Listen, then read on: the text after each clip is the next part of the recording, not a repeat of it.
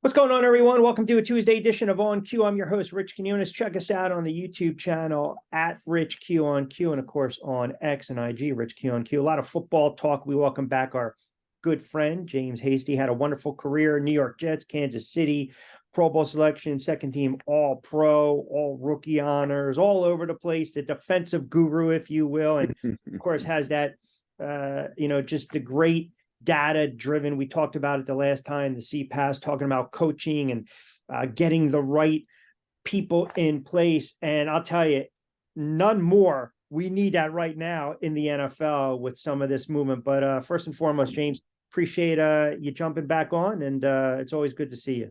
Absolutely, man. Thanks for having me, Rich. Appreciate it. Let's start with a couple things that just kind of transpired over the last week or so. We saw the move in Washington, getting rid of Jack Del Rio. I think kind of a move you and I saw coming. Yeah.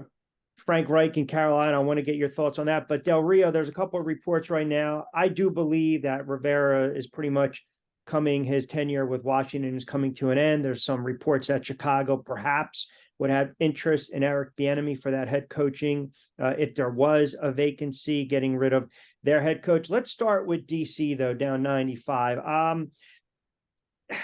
Is this just a situation where when it's really not going right, you just got to start, for lack of a better term, chopping off heads to kind of save face? And Del Rio just happened to be that next head to kind of fall. Rivera's going to be that guy as well. I mean, just give me your overall thoughts right now on the state of the Washington Commanders.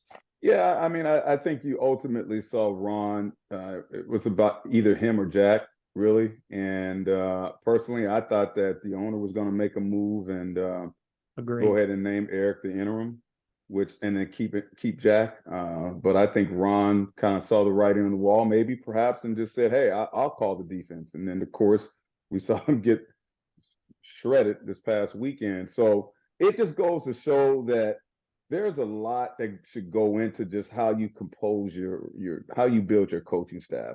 And you're ultimately looking at, you can't fire Ron Rivera. You can't get rid of Ron Rivera now because you don't have anybody to call the plays, right? Yeah. So you're, as an organization, you're really held captive to this deficiency in your coaching staff that really should have been addressed, should have been managed by ownership and the head coach at that time. Yeah, it's a great point. I mean, listen, they got shredded back-to-back weeks, right? I mean, they didn't show up against the Cowboys. They rolled over against the Dolphins. I mean, the quarterback played tough. The kid Howell looks like he's going to be potentially a franchise quarterback. I'm wondering, though, when they do clean house, you never want to speak for somebody, but if you're Eric Bieniemy and they decide to retain him, do you believe it would be in his best interest to also put feelers out there for a head coaching vacancy, or wait to see maybe who they hire, Washington that is, as a new head coach? Ooh, that's a tough call. I mean, Eric's got to do what's best for him and his family. I've read today that the Bears may be in the neighborhood as far as Eric Bieniemy's services. Again, one would ask the question, why didn't Ryan Poles even interview the guy when the opportunity was available? And they both worked in Kansas City for a number of years. So that's a little, makes you raise your eyebrows. Why didn't Ryan at least interview the guy? But that also signals that the guy that's calling the shots right now is Kevin Warren, the president of the organization. So now you have to ask yourself, okay, well, what's going to be Ryan Poles' role? All those sorts of things. And Eric's got to ask himself the question, is this a legitimate interview, right? Because Eric, as we know, has been interviewed, 16, 17 times. Is this a legitimate interview? I would tend to think that if it's involving Kevin Warren, it probably is. But he's got to ask himself those same questions within the Commanders organization. Are they for real about entertaining the idea of Eric being the next head coach there? That's almost a damned if you do, damned if you don't. Because if you think it's a fraud interview and you just have to do it to appease, or as we talked about the last time with the Rooney Rule and everything, and just get minorities in place to interview them. If I'm Eric Bieniemy, I'm thinking, well, why all of a sudden now? And is this going to be a waste of my time? Whereas the outside people can say, yo, man, how can you turn down an interview? This is why you're not getting hired. I mean, it's you walk that, that fine line. You can't really speak honestly and call out people. You can't. No, because you can't. If you say no, then folks are going to say, "Well, man, we tried to give you an opportunity, and you passed on it. Yeah. So, do you really want to be a head coach?" And so you fight that whole battle, every year, right? And ultimately, Eric's got to decide what's best for him. But I think if you're going to continue to do these interviews, somehow or other, you've got to vet out. You and your agent need to really find out which of these folks are truly sincere and have his best interest when it comes to not just his interest, obviously the organization, but they have to give some consideration that this guy's been through so many times. How do you vet, or how do you really find out if a job is going to be offered to you? But I don't know. And again, this is a tough question. But you think, if I take it, I have a very short leash because this is already a cluster. This is already a toxic organization. When in the same breath, you realize there's only 32 of these jobs that are available. Like, I mean, that's got to be a tough risk to reward where you start to weigh your options, does it not? Absolutely. You really there has to be some sort of sense of trust in management and ownership, whoever who's making the call, and somehow or other he has to vet out whether or not they're sincere. If I'm Eric, I'm talking about bringing in my own staff, making sure that I've got the thumbs up from management. Their participation is imperative, because what you don't want is, you don't want to have a situation where, again, you're top heavy, where you've got good OCs, a good OC and a good DC, but then your positional coaches, which are the guys that are interacting with these players every day, are not very high graded coaches. So you and don't have coordinator experience. So if you do have to get rid of the coordinator, who's going to call the plays for you? So, and I don't put much into Ron Rivera having called the plays before, because we all know that this is Jack Del Rio's defense, right? And you just can't all of a sudden jump out there and start calling his plays when it's his actual defense. So Eric really needs to find the right fit, and his agent hopefully can do so. But he needs to come to the table not with three options at offensive coordinator, not with three different options at D coordinator. He needs to come in with a solid team, and the ownership group, like I said, needs to be involved with that. Yeah, and remember too, Del Rio came in and they put a whole different defensive scheme in place because he was trying to fit the strengths of some of those players. And you had an aging Kerrigan, you had some rookies. Obviously, they just jettisoned Young and Sweat at the trade deadline. All right, how about what's going on in Carolina, man? Because I've gone back and forth with people that are like, wow, Frank Reich, good guy, quarterback guy, offensive guy, but couldn't get it done in Indianapolis. I was like, that's not necessarily true. And I think maybe he wasn't really given a puncher's chance in Carolina. I believe Carolina probably has buyer's remorse with the quarterback that they drafted. I hope the kid turns out to be a player. But man, I mean, what's the point of firing this guy? By all accounts, it doesn't seem as though there's a lot of toxicity down there. It's just you have an owner that is just a meddlesome, nosy owner that, just, I don't know. He's more about this than really putting a good product on the field. I mean, how can you really blame the head coach in that regard? Or do you also lay some of the blame at the feet of Frank Reich? Well, you have to. As a head coach, the responsibility that comes with that role. Yeah. And this is a winning business, and if you can't win, they'll get somebody else, and it doesn't really matter, all the things that you've done in your career as a coach. All that matters is, did you win the game, right? And that's the unique thing about what we're talking about is, I played against Frank. I know he was a heck of a backup for Jim and all those good things. But we're living in today's time, the present, and basically it's, what did you do this past week? Yeah. And unfortunately, they can't win a football game, and so you have to go back and you have to look at how the staff was constructed. You can't avoid that. You got to look at the turnover rate of the coaching staff over the years with the owner, and you have to decide as an owner which direction you want. Do you want to continue? Do you want to finally give up that responsibility, truly give up the responsibilities to the general manager, and let that dynamic between the GM and the head coach really work?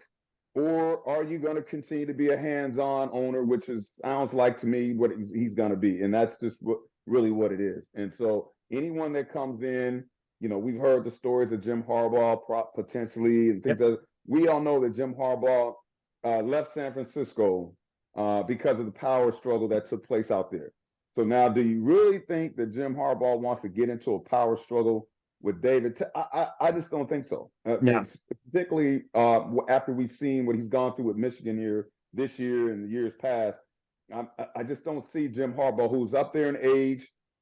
I don't see him wanting that kind of battle day in and day out with the owner. So those are what you're looking. Those are the challenges that you're looking at when you're talking about the Carolina Panthers and that ownership down there. It's a really good point that you bring up, and you're right. I mean, Frank Wright. I mean, it's not, it's what have you done for me lately? Everyone can sit there and say, hey, man, we remember that, that Maryland game. We remember that Buffalo Oilers game. But at the end of the day, it's all about wins and X's and O's. And you mentioned the GM. I think there's something to be said, too, with the GM's got to be on the hot seat, because all of a sudden you're putting pressure on the head coach to fix the offense a little bit. So now let me take back some of the play calling that's not working. Let me give you back the play calling. That, to me, just you're talking about a franchise now that is, and I say this with respect. I mean, you went through this early on in your career where you start to go through the Carrolls and the Coslers. You start fluctuating head coaches and quarterbacks and players, and then you are a team that's going to win 2 or 3 games for the next 3 or 4 years. Yeah, and those are the challenges that the players have to deal with. The schemes and the techniques and the expectations and the goal setting, all those things that a new regime, so to speak, will want to emphasize, right? And so now, as a player, you're resetting. You're constantly resetting. Instead of getting that system down and owning that system, now you got to reset. And so, as an organization, you also got to look at, okay, well, what did we do in the draft? Well, they've traded away several good draft picks, right? And there was free agency opportunities, whether they could have kept players or they didn't go out and acquire players. Right. And so those missteps you can't overlook. You're changing regimes, you're changing coaching staffs, and you're not bringing in good quality talent to help fill the vacancy spots that are on your roster. I mean, you're not giving yourself a chance on Sunday. Yeah, you're right. And regardless of who's on the sidelines, right, you have to put the players out there. You have to make the sound decisions, and you got to assemble, as you've kind of pushed and preached with CPAS and everything you're doing, the right coaching, not only candidates, but the right coaches in place. You build that foundation. And look, we got to go back to the team that drafted you, the New York Jets. I mean, that is a cluster of epic proportions right now. I mean, you've got the head coach now. All of a sudden it comes out, texting back and forth with a former radio host on the Fan. Yeah, Joe Beningo, diehard Jets fan, did overnights. Joe from Saddlebrook. Listen to that guy growing up. I get it, but then, he does the cardinal sin, right? You never open your mouth and you never friggin' rat on your friends. You can't put that out there. It makes Saleh look like he has no idea what he's doing. There's a report now that Zach Wilson, we want you to go back under center. I don't want to go back under center. I mean, if I'm the Jets at this moment, and Joe Douglas doesn't get a pass either, but if you're Woody Johnson, you got to be thinking to yourself, just rip off the Band-Aid, man. Get rid of everyone, get rid of this coaching staff, and just start from scratch. Yeah, because we can all fast forward and look at 2024, and we know that there's some serious issues with the offensive line, right? 100%. We got a problem. So now, even with Aaron Rodgers back, okay, now he's in harm's way. Yeah. Because you can't protect him. Yeah. Right? You got linemen cut blocking, and they shouldn't be cut blocking, right? If the guy doesn't cut block, Aaron Rodgers doesn't get injured potentially, right? So you got a whole fundamental problem, schematic problem, blocking scheme problems with just your offensive line to start. And then you got to find another receiver. There's more problems there than meets the eye. And I'm concerned that when you're looking at 2024, that if you put Aaron Rodgers out there, there's a great possibility that he's going to get injured because they haven't taken care of these areas that need to be addressed.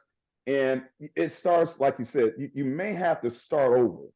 You may have to start over. And I know that doesn't sound good for Aaron Rodgers when it comes to Nathaniel Hackett and Robert Saleh and the Bond and what Joe Douglas and the four of them have built.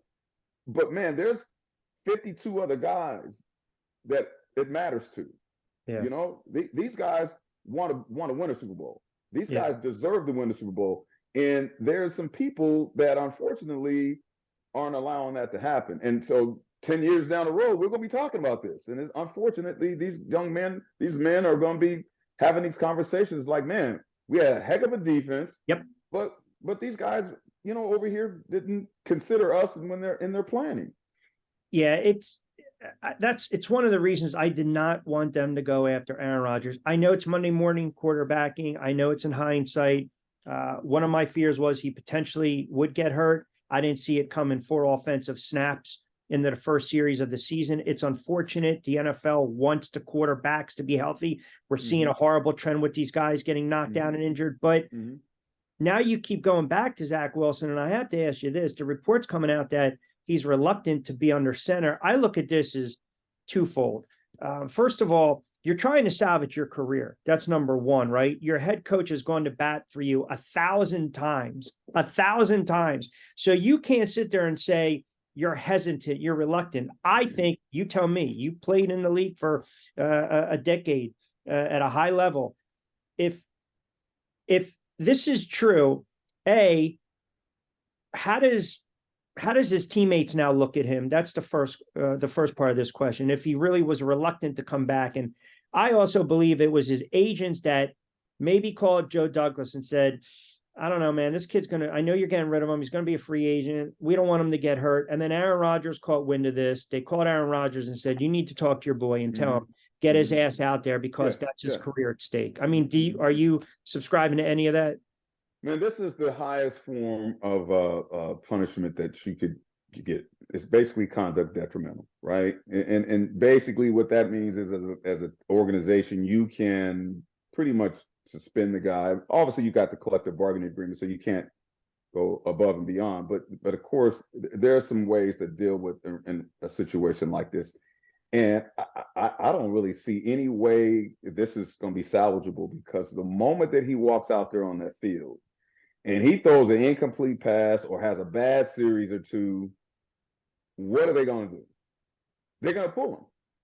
And then it's unfair to the rest of the team that they have to be subjected to this whole chaos, right? And so to me, I think the best option is to move on past Zach Wilson. That means, hey, we're going to go ahead and let you enjoy your time here the rest of the year, but we're going to go a different direction. And you know, you don't have to report to the facility and things of that sort. And that way, you know, everybody moves on. But so let me interrupt you for a minute. So you're saying don't cut him, because I would have cut his ass, to be honest with you. I would have cut him. That's ridiculous. He's self-entitled. What have you proved to me in the NFL? Nothing. That's the first thing. You're saying almost pull what the Eagles did years ago with Terrell Owens. You're deeming it conduct detrimental to the team. Deactivate him. He's not even dressing. Stay far away. I don't like to use the word asset, but this is an asset. This is a top draft pick that you've made commitment-wise a couple of years ago. Yeah, number 2, right? Yeah. And so you should try to get something, right? You cut this guy. You could have traded him for someone, right? If it's a 7th round draft pick, you don't just cut a guy without the idea of saying, hey man, there may be somebody. Have you looked out there right now? There's some backup quarterbacks that are in need. Yeah. Okay. So as an organization, this is business. You don't get emotional behind whatever this guy said.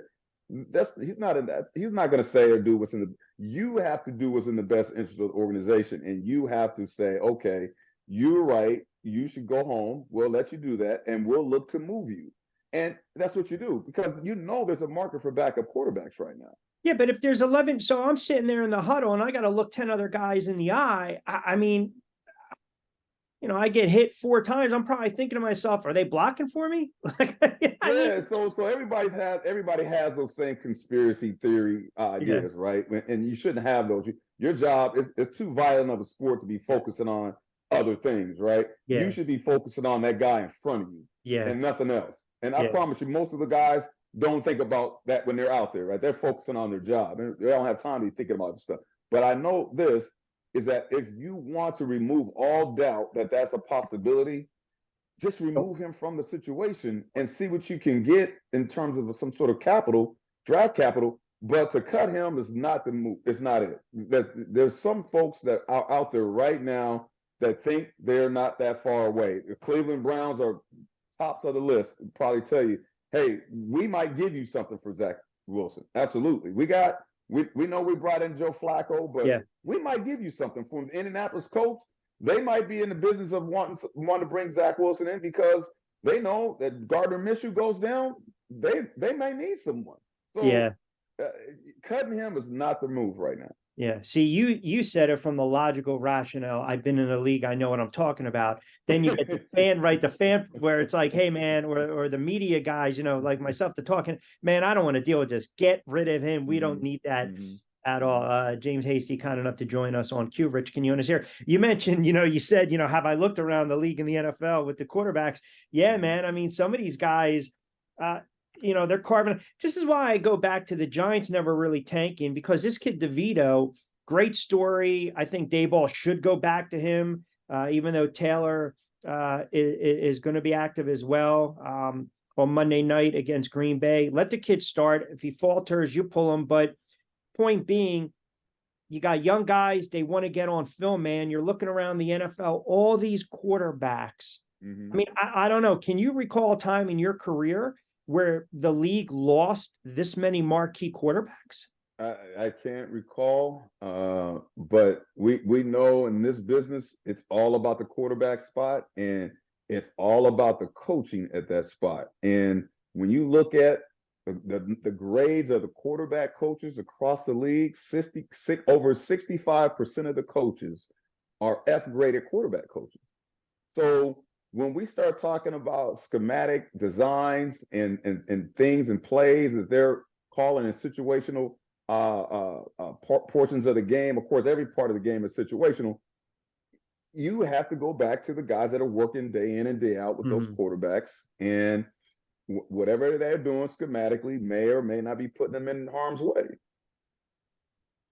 I guess there's something to having guys running. RPO.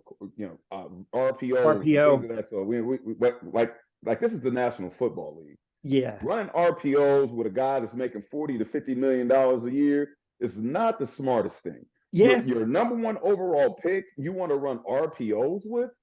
Man, do you know we don't play that in the National Football League? We will hurt your quarterback. We want to hurt your quarterback, in fact. Yeah. RPOs are funny, hilarious. Yeah. I wouldn't even want Lamar Jackson running RPOs. And I know that we all like to see Lamar Jackson run, but he's too important to an organization to be running RPOs. Yeah. It's funny you mention it, because I'm watching the 49ers just truck the Eagles. I mean, pound for pound, they bullied the bullies. You can't kick field goals against the 49ers. I don't care if you're Philadelphia or not. Even at 10-0, the 49ers were still coming back. It was 6-0. They score, boom, they took over the game. But to your point, Sirianni keeps Jalen Hurts in where the game's pretty much done.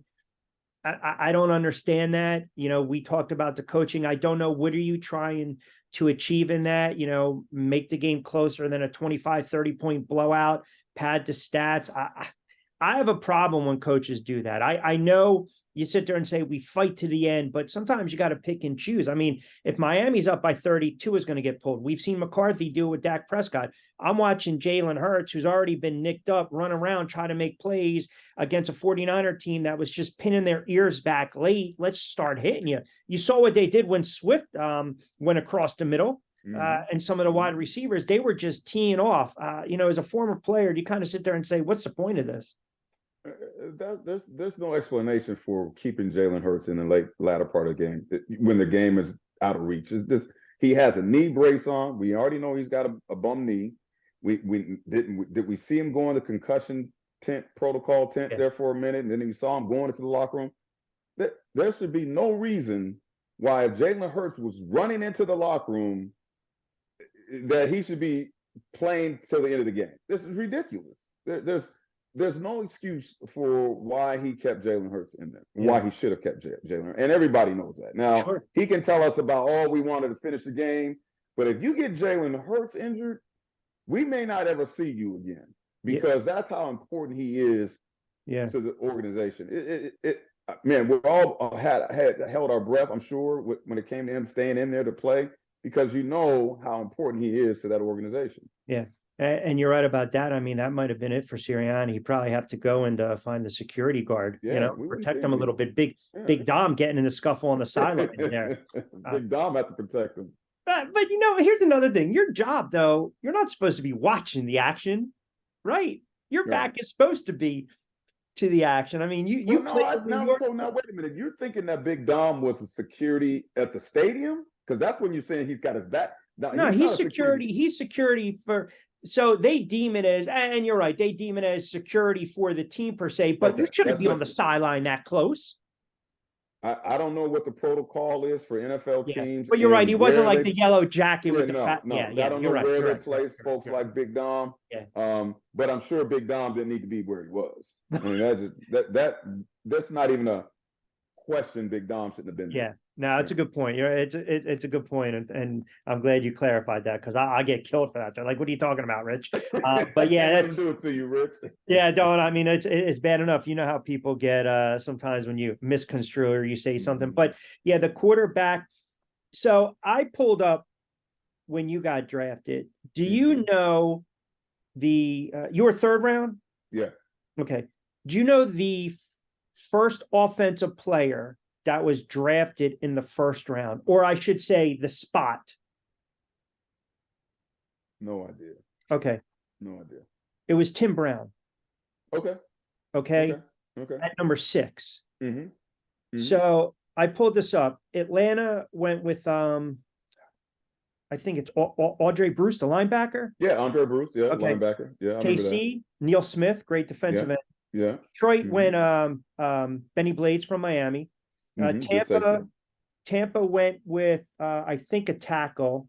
Correct me if I might be wrong. Was it Gruber? Might have been Gruber. Gruber. Might have been Paul Gruber. Yeah. Yes, thank you. And then Cincy went with a cornerback, Dixon. Ricky Dixon. Yeah. And then they went. Point being, you look at San Francisco and Purdy. You look at New England years ago with Tom Brady, right? I believe that you don't need this narrative. You have to get a quarterback in the first round, right? Because a lot of time, if you're a quarterback needy team, you don't want to pay these guys, right? Look at San Francisco. What are they paying Purdy? So it kind of goes back to, if you have the right coaching staff and the right scouts, can't you find diamonds in the rough at the quarterback position, second, third round? There's no question. I know one of the better scouts that was been in the league, and his name is John Wooten. And John Wooten not only was he a heck of an agent, he had like 7 first-round picks one year as an agent. But then the Cowboys recruited him to come and work in their scouting department. He was so good. Tex Schramm and those guys. But absolutely, identifying and finding talent is a serious niche, and not everyone knows how to do it. And it's very important. Yes, you can't. Do you need a guy that's a number 1 overall pick to lead your franchise? No, you don't. You do need someone that can identify good talent, understands their strengths and their weaknesses, and that person has to have the capabilities and the capacity to learn. Like, it's one thing to say the guy's got all the tools, but I've played with some guys that didn't have the capacity to figure out what was going on when things started moving in front of them. So, there's more to it than meets the eye. I'll say that. Yeah, because I've been going back and forth and debating on the show and just with my friends, and they're football, they're knowledgeable football guys, man. Little crazy and goofy at times, but I'm like, listen, if you miss on a quarterback, top 5 pick, top 10, you are setting your franchise. But like my argument years ago when Jacksonville drafted Trevor Lawrence was, now build around them. What did they do? They drafted the running back ETN who got hurt. Like, build the line first and foremost, and maybe you can get a bridge quarterback for a couple years. To your point, you're looking around the NFL. Look at the kid last night for Cincinnati. Mm-hmm. The Bengals are probably thinking, well, you know what? Hey, Joe, we know we paid you, but I mean, that's just the nature of the beast. These guys kind of come out of nowhere. Purdy to me is the perfect example where you're not paying the guy. I mean, and the kids come on, he's flourished. You can argue right now he's front runner for the MVP, which kind of leads me to this before I let you get out of here. We'll get to the NFC in a moment, but I got to get to the AFC and get to your Kansas City Chiefs, man. Is this just a stubbing of the toe? Or is this something where you say to yourself, what's the identity of this team right now, especially on the offensive side of the ball? I think it's not coaching because we saw schematically some play designs that were actually not bad, right? We can talk about Eric Bieniemy absence and all that, not being there and how much of that's impacted. You can see that in times, right? You can see the deficiencies of him not being there. But when you see the play where was it MVS drops the pass down the middle, like that's not Talking about the Eagles game? No, well, yeah, the Eagles game. Yeah, absolutely, the Eagles game. Yeah, catch the Monday ball. Monday night, right? Catch the ball. You got to catch that ball. That play you should be able to make that play. And we've seen, and then this past week we saw some more drops, right? So we're not. This is not a scheme thing. This is not a coaching. This is about players making plays when the opportunity presents itself. Yeah. Right. And that's really, and I don't want to get too far ahead because I follow the Chiefs, right, and I follow the Jets, right. So I'm watching them, and so I know that schematically those play designs were right there. They were it's just not execution. They're just not executing. Lack of execution. That's all it was. It was just lack of execution. Does it put more pressure on though, Patrick, to just run around, improvise, ad lib, make some plays? I mean, look. Kelsey, surehand, Hall of Fame tight. He had some bad drops in that Eagles game. Mm-hmm. You had bad drops late. You're seeing missed attack assignments, even when they're trying to run the ball. Pacheco, Cumberland County, violent kid, Rutgers kid, great talent. You can't lose your head in that situation. And get can't throw any punches. You can't throw punches. I just feel as though it's going to put more. I guess from an outside view, and you tell me if I'm right or wrong. The AFC, we always would sit there and say, man, we know 2 or 3 teams, right? Kansas City's going to be there. They're dogs. Here you go. They can turn it on. Reminds me of the Golden State Warriors, making those runs. And if they fall behind by 15, they'll kill you with the 3-pointer and they'll get right back in the game. Right. Do you feel as though Kansas City is still the clear-cut team to come out of the AFC, or do you look at a Jacksonville, even though Lawrence is banged up? Do you look at Buffalo making that last run? Cincinnati still banged up. You mentioned Baltimore. I'm not sold on Pittsburgh with their offense. I mean, if the Texans, who knows what happens with Stroud and they get in. I mean, as you kind of handicap, look at the AFC, Chiefs still the team to beat? I think the Chiefs are still the team to beat, but when you look at the Miami Dolphins. Yeah, I totally forgot Miami. You totally forgot them, right? I did. Yeah, they got them. You got to cut me off there. You got to jump the route. You got to jump the route there, Jake. Hey man, Rich, trust me, I was already going. You didn't have to tell me. I was already jumping it. The Titans, they play the Titans on Monday night. Yeah, we saw what just happened this past weekend. The punter got injured and all that kind of. The special teams coach was released. They come back with the Jets. Then they play the Cowboys, which will be a good game. Followed up by the Ravens, and then they play the Bills. Yeah. I can see the Cowboys. I mean, I can see the Dolphins winning 3 of those games. Easy. I can see them winning 3 of those 5 games. Yeah. So, can Kansas City control their own fate? Absolutely. I think when we're talking about coaching staffs, I've said it before. I think it's always going to matter in this situation. I think the Kansas City Chiefs have the best coaching staff in football, and so I expect them to do what they always do schematically and have a heck of a game plan ready. But I look at those 2 teams, and obviously you can't discount the Baltimore Ravens, but Miami Dolphins and what they've done with bringing in Vic Fangio, and they've got Jalen Ramsey down there now. That group that might now obviously they're inexperienced, so they're going to go through some trials and tribulations. Even with a new coordinator and some new players, there's still some time to gel. Even for a defense, that takes time, and it doesn't usually just happen in 1 year. Can happen, but usually doesn't happen in that first year. So you're looking at that, but the Kansas City Chiefs are consistently been there year in and year out these last few years, and I certainly expect them, along with the Ravens and the Dolphins, to be there. Yeah, it's a lot harder to go into Arrowhead, Kansas City in late January, right? Than all of a sudden, if say Kansas City has to travel down to Miami, right, and enjoy the sun. For the Dolphins, that's tough. Yeah, you got to jump the route next time. I mean, quarterback. You read my eyes on that one. My goodness, how do I forget Tua and those guys and Hill? And all right, lastly, before I let you get out of here, NFC. I mean, 49ers, man, the most complete team. I would not want to go on the road and play them in the playoffs. I am not going to dismiss the Eagles. They got waxed, no doubt about it. They've got some flaws. And then you got the Dallas Cowboys and even say the Detroit Lions right now. Your pick of the litter, best team right now as we speak in the NFC. I mean, you can't even bypass looking at the 49ers at all.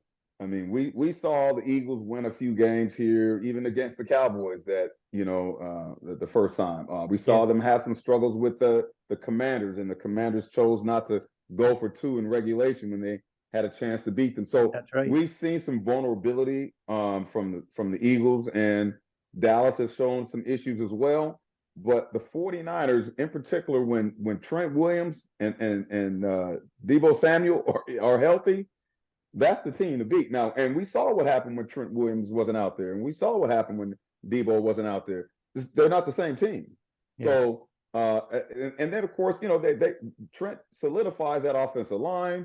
He gives Brock the protection he needs. And then, the defense just pins their ears back and does their thing. And so bringing Chase Young on board to work with Bosa, I mean, this defense is going to be tough to beat going down the stretch. And I think ultimately you got to win to get to the postseason. You got to win in December with your defense to get you there. Yeah. They're a very violent, physical team, man, and they can run the football and they can get to the quarterback, and that's CMC is obviously an MVP candidate for a reason. He's leading the league in rushing. What he does out the backfield in terms of matchups with the linebackers and safeties. You've got some serious weapons, and then of course Brock just says, "Hey, man, just keep giving me more and more Ferraris. I'll park them at my house and use them when I need it. And use it. You know what I mean? He's in a very good situation. I don't know if we take him off that team, if he would still be that guy. But hey, it's not his fault. He's in that great situation. He's doing what he has. The opportunities that get presented to him, he's taking advantage of them. And then lastly, any updates? I know from the last time we spoke, got a lot of stuff going on with CPAS and the data and the consultant firm and everything. I know you mentioned maybe sometime in the spring. Any updates you want to just let everyone know about? Well, no, just stay tuned. We want other coaches to join the database. Obviously, we've got all the NFL coaches in there, and we've got Power 5 schools in there. But the idea of having a system of this sort is that other folks can join, and that allows us to be able to follow their careers. They come back every year and update their information. And of course, we would be able to verify that at some point. But the idea is that there really needs to be a database of good coaches. And I don't recommend a database that identifies race. I believe that a database that identifies wins and losses are all that matter. Sure. And what did you do? Right? What was your contribution on that staff? We have guys at the National Football League right now that have been interns for virtually 10 years to finally waiting on their opportunity. And that's not the way the system is designed. The system shouldn't be designed. Whoever has the largest bankroll, whoever can afford to work for free for the longest gets the opportunities. That's not the way this is supposed to work. And so the idea is that we should be able to keep track and follow those winners that are out there, so that ultimately that time comes for them to go from the high school to the college, or from the college to the pro. We know a ton about these men and women that have been outstanding coaches on the field, and we've got that information to be able to say, okay, here's some candidates that we really know are out there, and there's no such thing, as we've heard in the past, that there's no one in the pipeline. There's tons of people are coaching all over this country that want to be in a database, want to be in a pipeline that professional organizations are using to identify as good candidates. Absolutely. So if the league won't do it, we're definitely going to start it, and we want to have something available for folks to because I would have enjoyed being a part of that as a high school coach, and so I would want to be identified as a good coach someday. Sure. And so this is going to give us an opportunity, and absolutely, we want folks to join in. Can you create a database to kind of fix a college football playoff? I mean, can we do something with that? You know, that's a problem that they are going to have to forever deal with as long as there's a selection. Because, you know, someone said the other day, if you expand it from 4 to 6, then someone's going to say expand it to 8. 6 to 8. Yeah. You know, so now at some point you're going to have yourself in the same situation. So what's the solution? I have no idea. Yeah. You got to establish some criteria, and you can't say, hey, if you lose your quarterback, you're out. That's not fair. That doesn't sound right at all. So no, there needs to be some more thought given to expanding the number, I think, and then putting some real criteria together that says, here's how we're going to do this going forward. But it can't be, you know, your quarterback's down, so you know you might not sell tickets, so we're going to go with the other group. That's just not right for those kids. No. Agree 100%. Of course, former Pro Bowl, second team All Pro, the great James Hasty jumping routes today against me. Read him left and right. You know, I'm pattern reading. Yeah, well, that's I got it's coaching. I got to get coached up, coach. Always appreciate you jumping on board for a couple moments, James. We'll do it again soon. Thanks, Chris. Appreciate it.